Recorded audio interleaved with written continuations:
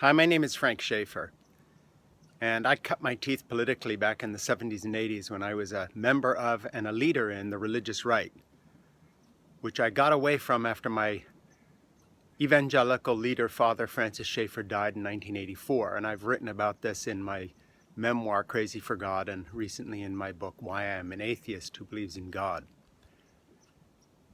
We're hearing a lot about the Trump administration connection to our mortal enemy, Russia. Flynn has resigned, and now we find that Trump and his gang had contact with the Russians for months before the election.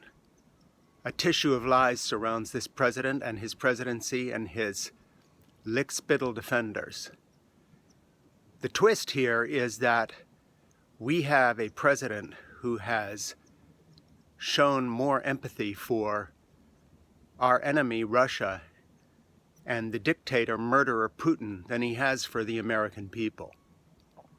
This president should be impeached. This president should be driven from office with his gang of liars.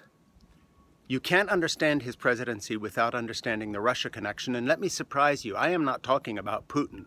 I am talking about evangelical Christians and other right-wingers across the world, in France, in Germany, in Hungary, in other places that Russia and their intelligence services are directly funding, overtly funding their meetings, their leaders, their organizations. Russia has set itself up as the voice of the religious right globally now. It's an underreported story. Extremist Russian Orthodox religious fanatics on an anti-gay crusade, on an anti-woman crusade. For instance, they just in their parliament last month rescinded the criminalization of wife abuse and woman abuse. They made it simply a misdemeanor.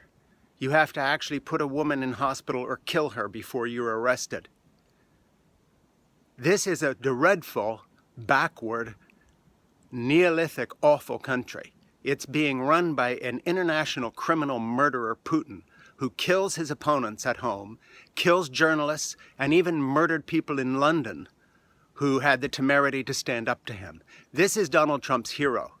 He is also, Putin that is, the hero, as is Donald Trump, of the religious right. My evangelical background gives me insight into this.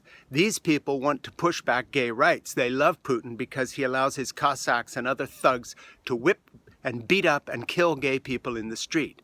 The Russian Orthodox Church, hand in glove with Putin, has basically declared itself the new Christian outpost of morality and family values. They are to the world what the moral majority with Jerry Falwell that I worked with in the 70s and 80s used to be to America. These are backward bigots. They have a race-based white supremacy idea of nationalism. They are linked internationally through all sorts of organizations, whether it's in France or here.